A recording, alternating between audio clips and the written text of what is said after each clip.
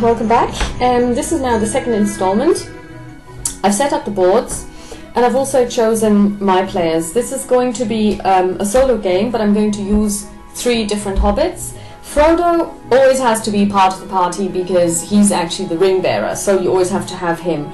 The other 2 I chose this time are Pippin and Fatty, and I actually did not pick them, but I chose them randomly, but just going through the motions.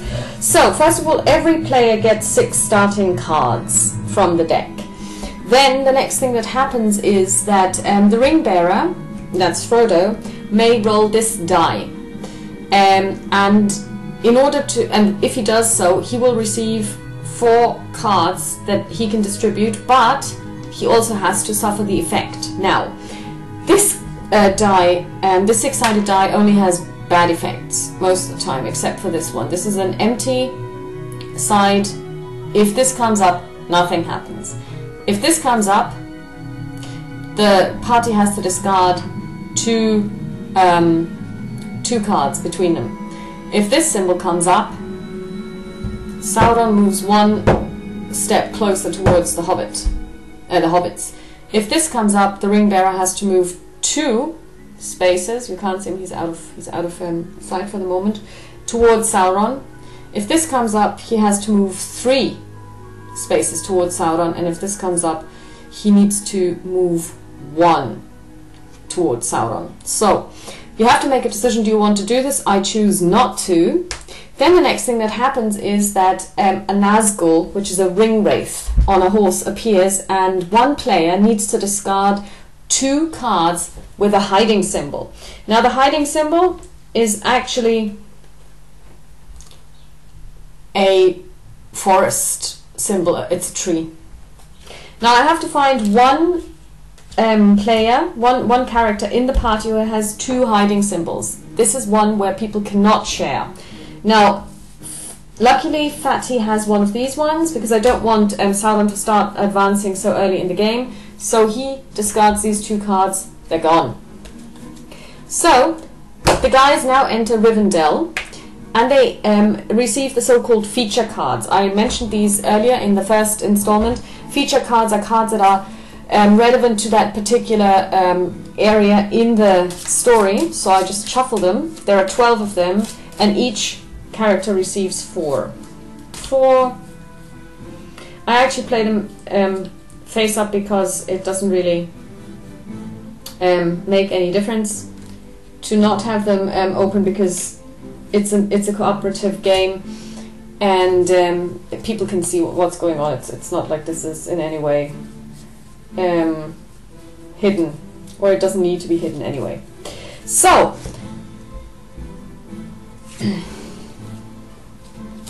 now everybody has 4 Rivendell cards.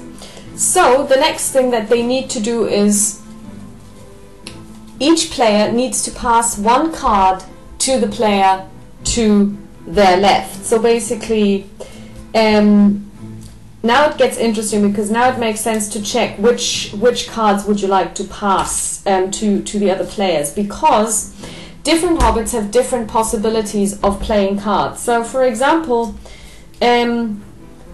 Frodo can use any card that is white, like this one here, completely white, as opposed to these grey cards, as if they were Joker cards, as if they were wild cards. He can use them for anything.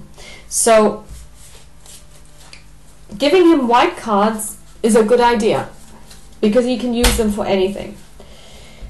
Pippin doesn't really have much in the ability of using different cards. The only thing that he does is he can get 2 cards whenever he plays, and it can be any 2 cards.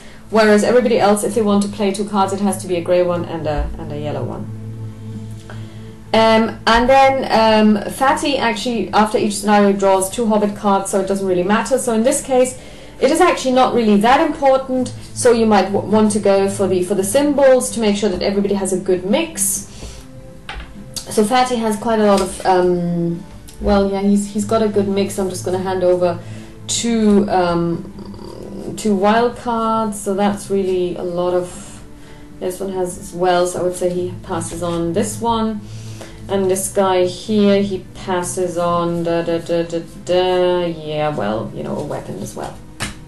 So now this has been done, and then what happens, everybody needs to discard a fellowship card. So that's a card with the handshake symbol.